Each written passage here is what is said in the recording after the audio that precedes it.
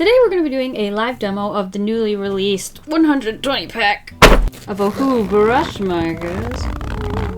And while we're at it, we're going to be testing out, I think they're equally new, but they're marketing as a marker pad, but it looks like a sketchbook. They're kind of marketing it as paper to use with your markers, so we'll definitely be testing that out and comparing it to my normal sketchbook, which I use markers in a lot, which isn't made for markers, and I thought also compare it to the paper I usually use.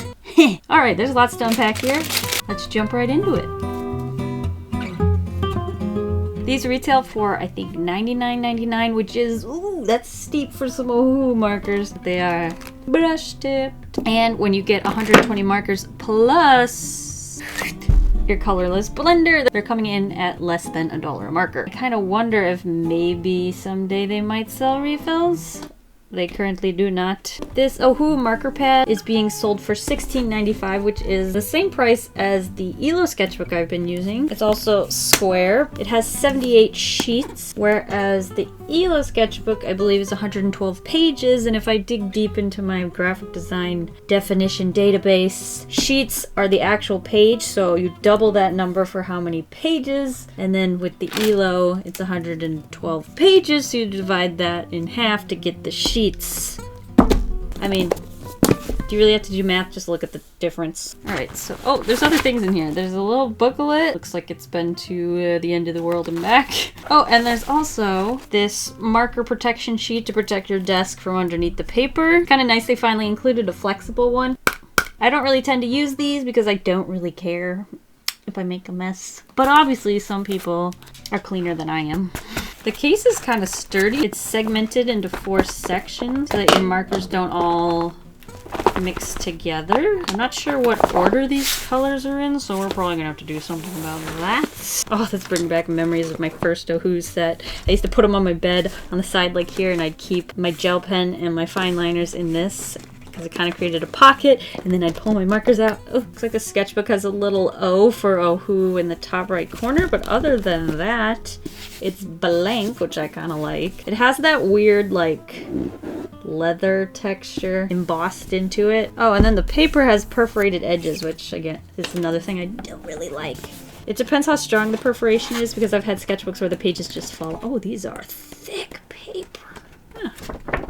It says they're 120 pound. I think the ELO's 122, so very similar. And then it's 8.3 inches by 8.3 inches for this square marker pad. I wonder how many colors of these overlap with my other set that I have. Something else we're gonna have to look into. First, I'm just gonna separate them by color groups. So I'm gonna grab all the ones with the letter P for purple. And there are 5 of those. I'm also pretty interested to see how many pastel markers we got, because those are my personal favorites. Lots in the red family. Some of these even look very purple. Case in point. The pages do fold pretty flat, besides the fact the binding's kind of getting in the way. Put a bit further in. Yeah, you're not going to be able to get a seamless flat folding in this sketchbook. It's about as good as it looks like it's going to get. If you're not familiar with the Ohuhu brush markers, you get a broad chisel end on one side, and then the other side has your flexible brush nib. You got your color name and color code on each of the caps. And then you have a round white barrel. This needs like a... It's hard to say if the swatches match the print off. Pretty close, but like obviously not exact. And then markers also fade in sunlight, so you gotta take that into account sometimes. And these, we haven't even really gotten to any of the dark colors, and you can definitely see some shadowing on the back side of the page. Don't have any bleeding yet. It hasn't transferred onto the page underneath or anything. For a marker pad, it doesn't have any sort of coating on either side of the page. Prevent that, it's just basically a really thick cardstock, which is what I was expecting. I don't like my swatches. I want to start over. Do all the yellows. I'm not understanding the theme of the colors here. Oh, there's a poop brown if I've ever seen one. I just got hit with the sudden realization about how long this is going to take. Ooh, nice dirk. So that's all of the markers under the yellow label. I think I'll make a new column for our yellow reds. which are YR. There's our YRs. Again, I'm not entirely sure what categorizes a YR versus a Y. You can kind of see they look like they sort of fit together into one category. Strange. But I'm still happy they have a code because it's kind of easier to spot when you're trying to find a specific marker. So I don't think we got any new BRs. These all look very familiar. We have rose beige, potato brown, and raw umber. And then we come to the reds. So many. I feel like they toned down the reds. They seem a little bit lighter. I wonder if it's a new formula. They all kind of look the same. Old red. I bet that used to be R1. Because that looks so familiar. That's where the colors get a little unred, you know? Less red, I guess. It would be a better word. Because I like to build up my colors. And so if they're already dark, it's hard to get variation. Because you can only go so dark. This one is named incorrectly. What kind of pale purple is that? Also, my handwriting's getting progressively worse. Now here's some pastels. I should say that I'm a pretty big believer in you don't need a ton of markers to be able to make art. And you gotta remember that markers can be layered on top of each other and you can get different colors that way as well. Especially if you have lighter colors because they layer a bit better. And so far, I haven't like noticed any new colors that are piquing my interest. All the colors that I recognize are ones that are in the smaller brush set, which is cheaper. And I don't know, I haven't seen, I'll have to take a look and see which colors are new, but none of the new names are like speaking to me. I don't really care for the new colors. I feel like there's supposed to be more pastels, but I'm pretty sure all these were in the first set. I definitely remember this one, and that one, and that one. This is what's left in the box. It's all greens and blues. Ooh, now there's a pastel.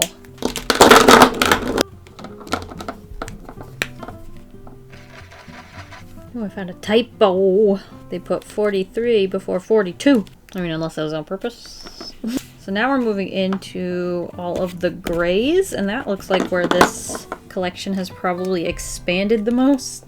These have got to be new. I don't recognize these. There's some neutral grays. And then the colorless blender, which they're including as a bonus. Ooh, that's all of them. And now you might be wondering, why on earth did you just swatch them all? They gave you a little paper with the colors. Well, for one, they're not exactly the same. And for two, you should probably always, swatch your markers in the paper you're planning on using them in, because all sorts of papers are different. You're not always going to get the exact same colors. Some might have special coating on the paper, some paper's thinner, some paper blends more, some paper just has a different tone to it, so the colors are going to look different that way. There's lots and lots of reasons, okay? And I gotta figure out how to put them in here. Look how much better they look when they're like, you know, with their color groups. We can put some yellows in the green.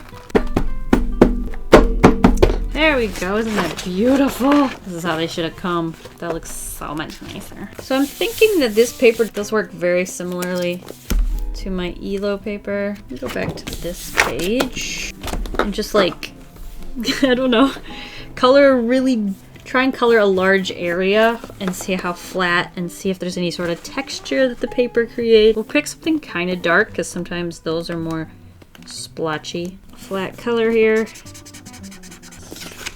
And no bleeding, but it looks like we were very close, and then shadowing. Now let me try doing the same thing in my ELO. It looks right off the bat the color's a little bit lighter in the ELO. I don't know if you can tell. It's almost like it's just sort of brighter. So again, that just kind of reinforces the idea that you should swatch your markers in the paper that you're gonna use. As for splotchiness, it looks very similar and yet different. How does one even begin to describe? Let's try with a lighter color. Do those look very different? Yeah, they're just sort of appearing lighter in the ELO. The ELO also kind of gives a little bit more splotchiness, but then as it dries out, it kind of blends into the dots. And well, I'd say that one does look a little bit cleaner, but like not by a significant amount. Let's try my cardstock. Oh, see, look how dark it looks on this. See, all paper's different, man. Let me let it dry though. It'll also probably fade. Well, that does explain something.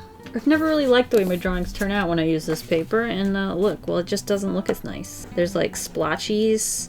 This is much cleaner. This is even cleaner. I should have done this test a long time ago. The only reason I use this paper is because I already have it on hand.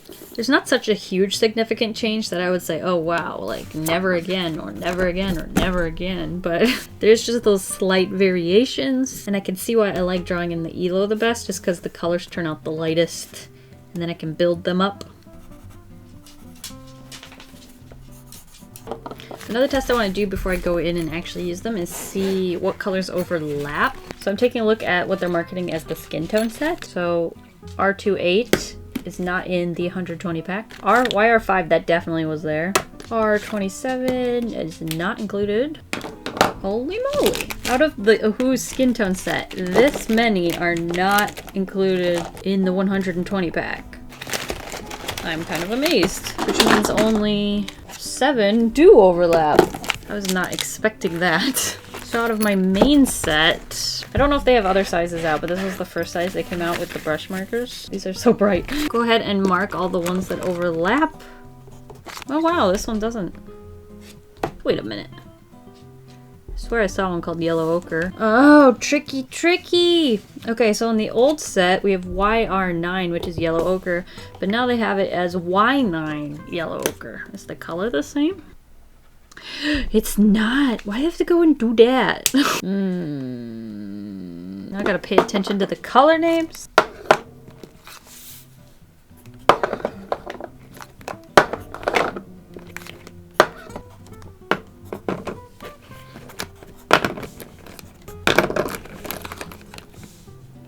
Okay, that was really telling, actually. Okay, so the only color that doesn't overlap is our Yellow Ochre, which is technically included in a lighter version, which I prefer. I put a little X in all of the colors that came in my previous brush marker set, so the one that was released almost a year ago now, I think. I'm not seeing a whole lot of colors that didn't come in that set that I like, except this section right here. Aren't those gorgeous?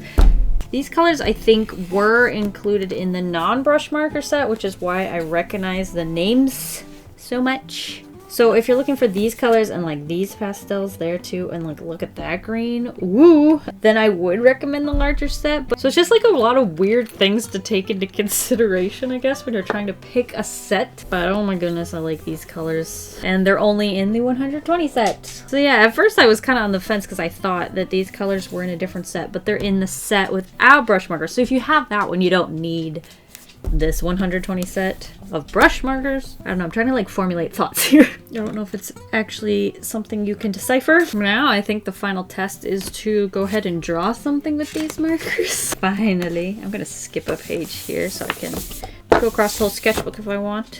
A big downside to this sketchbook is just how fat it is. Like, you think, oh yeah, more pages for my money, but like, it's just hard to use. Like, I have to put something under here just to get it level. And then if I'm drawing on this side, my hand hangs off and it's just so deep, it's just kind of uncomfortable, you know? I also just prefer, personally, in sketchbooks to have a smaller sketchbook, just because as you fill sketchbooks, you kind of get that encouragement that you're like, I completed a sketchbook. So if it's really big like this one, it's gonna take longer.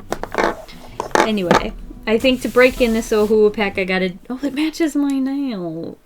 But anyway, to break in this pack, I think what we have to do is draw wheels. She's kind of my Ohuhu character.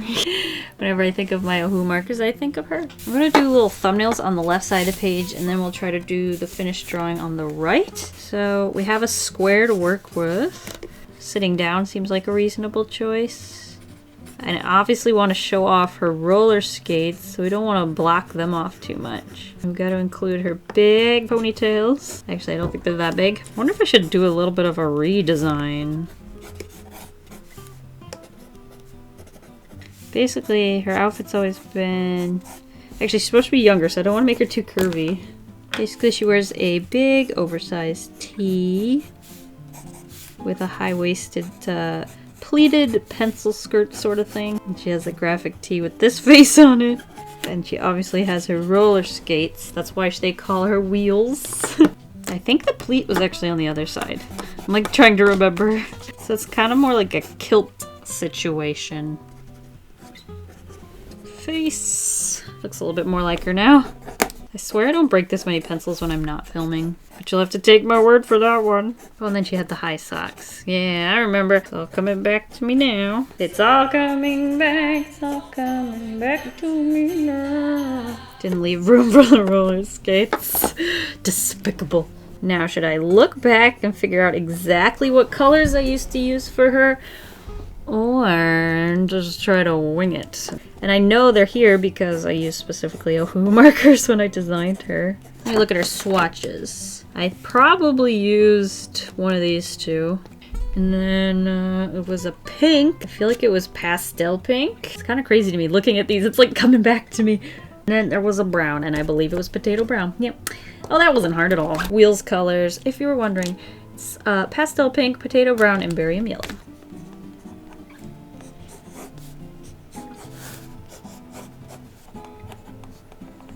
Basically, I just need a little sketch that I can add some like liner to and try out these colors, make sure I'm right, although I'm pretty freaking sure.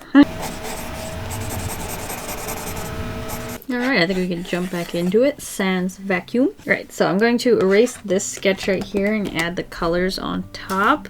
We just add some quick liner. This will be our first real test of this paper too. See if it makes the line art bleed or anything weird. I usually draw her pretty short, but this one has very long legs. Color time, color time. The moment we've been waiting for. Now, I know this was her hair. Potato brown. And the shirt was yellow. It's definitely yellow. Yeah, it was definitely yellow. Skirt was white. Socks were white. These must have been pink. And I think these were pink. I think this was yellow. That could have been inverted, but either way. Then this was all yellow with pink wheels. And then for skin tone, I can't remember which one. Let's try barely beige. They're all pretty similar. I don't think it's a problem. And this one looks pretty nice with the colors we have already down. There we go. And then I think I used like an orange pen for the t-shirt, but I wonder if I could get away with it in a different way here. I just used an orange brush marker, but used the very tip of it. Oh no, this thing. Yeah, it's not quite working. Little bit big. I bet I could have done pink and then it would have been more cohesive. Got a little bit of blush with this fruit pink color. Well, I still got it. I figured out the colors. I figured out the colors. We can add a little shading with the pink on top of this potato brown. The only thing I don't like about this was using the black line art. I think she looks better with a bit more, with a line art that complements her colors a bit better. The black definitely stands out. Now I want to draw her again here, and I really like this pose here, so I'm going to try and replicate that. I don't know if I should keep it at that strange angle. Well, she's sitting on like a hill. Basically, she's looking up, and her body's kind of like, shoulders are up, body's slouched like this. She has the one knee up this way, the foot, and then this leg kind of comes around this way. Oh, still ran out of space. Shoot. Just move it over. Okay, this leg comes up this way, comes back down. We got a foot. Then this leg comes around this way, knee, foot. Now it's kind of high. Is this all right? Do I need to move anything? I might want to pull that knee that way, because I kind of had it so that it was like her leg was hanging off the edge of something.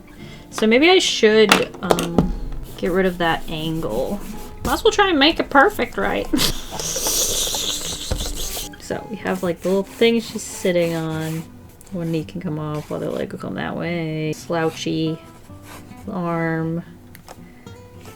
Let me pull this head further back. Maybe the pose just doesn't actually make any sense and I'm holding on to a fool's gold. Let's try something a bit different. I'm gonna kind of try and scrunch it a bit more to kind of see the difference. This kind of elongates her torso a bit much. Maybe I'm being picky. I don't know.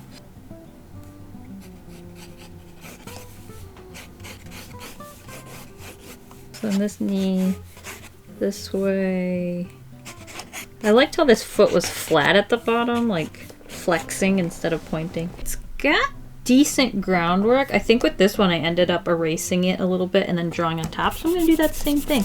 This time I'm not going to erase it completely because I still kind of want to use that groundwork I laid. And then we're going to draw on top of it and try and fix it. So I want the head a little bit smaller. I definitely want the shoulders coming up because then that gives it that slouchy or like I'm relaxing, not sitting here and because I have to. Paper's holding up the erasing though, but something to stick should. See, I gotta remember her body's twisting here. Like this part of her chest is pointing that way and this and her hips are pointing that way. I think I'm finding it in here somewhere slowly. Just takes a little time. I've got these shoes down here. If it weren't for wheels, I don't think I would draw shoes half as well as I do, so she deserves a little credit for that. It ended up being off center again. This is like the center. I'm pretty happy with the way it's turning out, so yeah. So we'll accept its flaws. My idea for a redesign, well, I'll keep it a secret. For now. Progress. Alright, I think I might be ready to go in and add a little bit of liner here. If only I could just copy this. Smidge. Drop it. Okay, so I'm gonna do stretch out my kneaded eraser a little bit and just roll it on top of this so that it lightens the sketch, as always. From there, we'll throw some line art on it. And if there's any areas I'm unsure of, I'll just sketch over them again.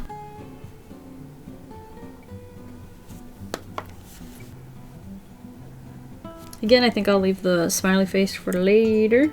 Why does it look like a tugboat? Well, how did that happen?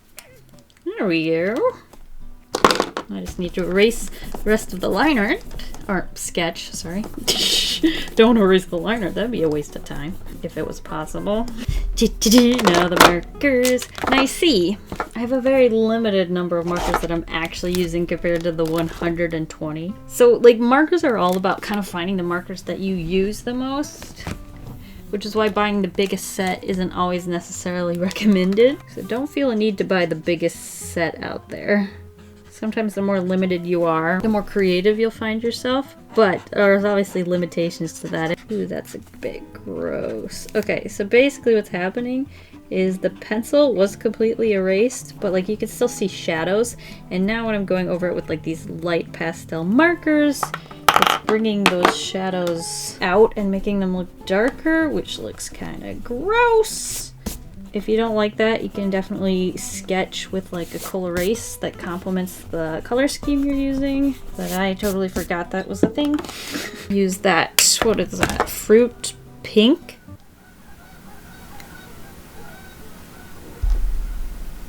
Is that geese? We'll use fruit pink for a little shading. And blush. And then I'll blend it out with the skin. You want to make sure you're doing this when the stuff's wet. Otherwise it'll be harder to blend. I should try to find a more pastel pink for these, because they do kind of compete with that potato brown a smidge. Looking back, I think I did have a second yellow color in her color scheme, because these boots, I mean her roller skates were definitely yellow and orange. This pink is getting really beat up on the end of the nib. That's probably because they're not the highest quality here. I heard something about you can pull the nib out, twist it around, and there's another nib on the other side. But this is not quite that dead for me to be willing to do that.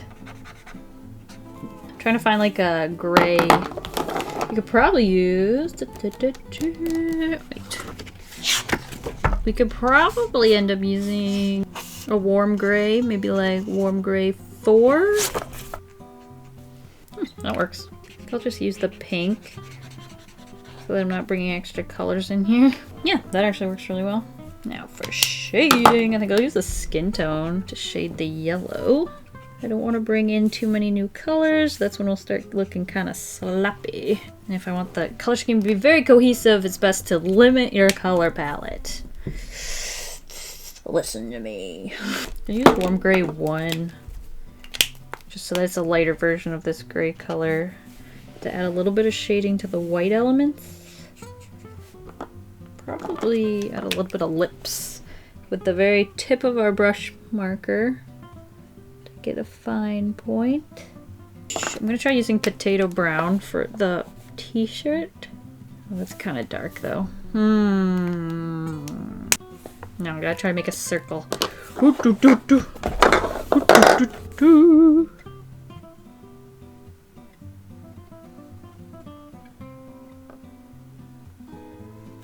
Best I could do. Ooh, a little blobby, but it was a circle.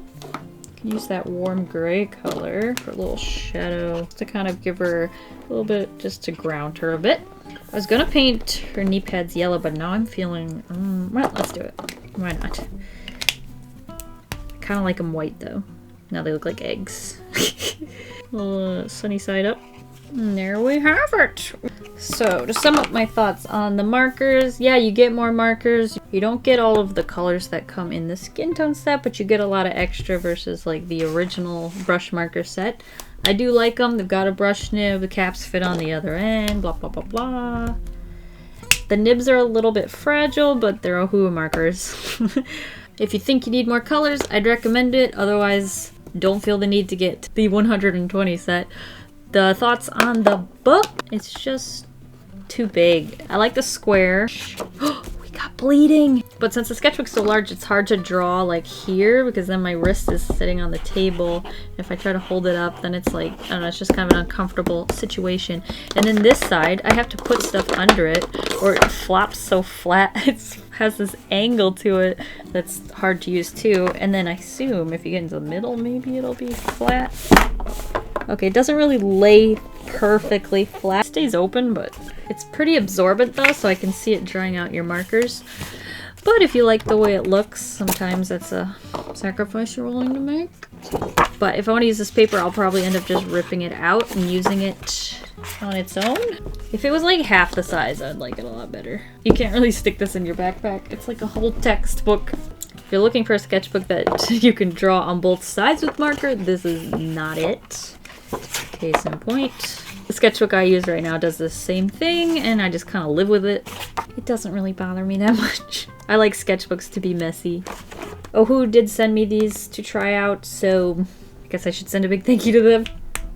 Overall, a pretty decent budget product. There's always that risk you run when you're buying budget markers that end up being $100. It's like, should you have just invested in some high quality markers? And when it comes to Ohuhu, like, I do think they're worth the price, but I kind of just hesitate to buy this large of a pack just because it is expensive. I think I'm gonna stick to the recommendation I've had for a while, and that is if you're interested in getting into markers and you don't have a very high budget, either get the smaller pack of Ohuhu brush or just the regular Ohuhu markers with the chisel and the bullet nib, and just try them out. See if you like them, find one that's in your budget, and if you learn that you like it, then you can start investing in better products further on down the road. There's no need to spend $100 just to get started, you know? What I like about Ohuhu is it is a low entrance fee into the world of markers, and the products have a quality that goes along with that. You're not getting garbage, you're just getting what you pay for, and that's what I like about Ohuhu markers. Whereas Copic markers are really pricey, and that's my thoughts. Thank you guys for watching. I'll see you guys all next week, and I hope you have a delicious evening full of waffles. Bye!